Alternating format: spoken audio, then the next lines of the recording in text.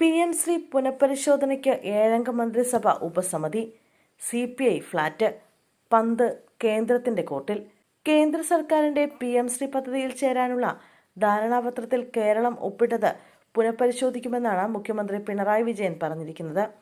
ഇക്കാര്യം മന്ത്രിസഭാ ഉപസമിതി പരിശോധിക്കുമെന്നും റിപ്പോർട്ട് വരും വരെ പദ്ധതി മരവിപ്പിക്കുമെന്നാണ് മുഖ്യമന്ത്രി ഇന്നലെ നടത്തിയ വാർത്താ സമ്മേളനത്തിൽ വ്യക്തമാക്കിയത്.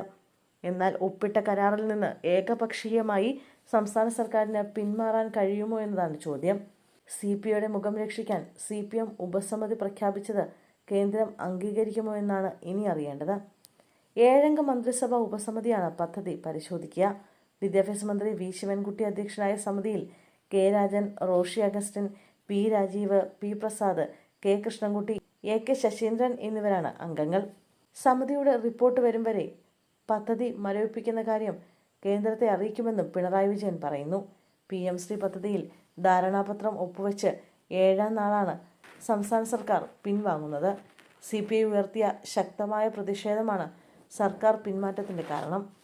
9 വർഷത്തിനിടെ ആദ്യമായാണ് പിണറായി വിജയൻ CPIക്ക് മുന്നിൽ കീഴടങ്ങുന്നത്.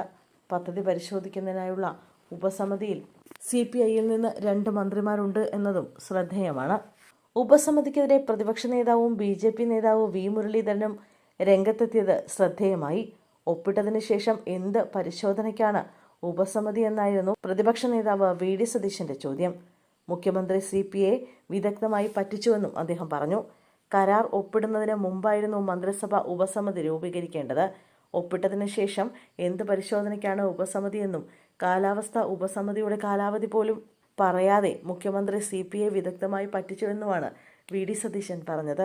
പദ്ധതിയിൽ നിന്ന് പിന്മാറുകയോ ഇല്ലയോ എന്ന് വ്യക്തമായി പറയാൻ ആരെയാണ് മുഖ്യമന്ത്രി ഭയക്കുന്നതെന്നും VD സതീശൻ ചോദിച്ചു. മന്ത്രിസഭാ ഉപസമിതി മുഖം രക്ഷിക്കാനുള്ള തട്ടിക്കൂട്ട് പരിപാടിയാണെന്നും അത് വെറും തട്ടിപ്പാണെന്ന് CPI എങ്കിലും മനസ്സിലാക്കണമെന്നും ഇടതുമുന്നണിയിൽ CPIയേക്കാൾ സ്വാധീനം BJPക്കാണ് എന്ന് സംശയമില്ലാതെ തെളിഞ്ഞുവെന്നും സതീശൻ പറഞ്ഞു.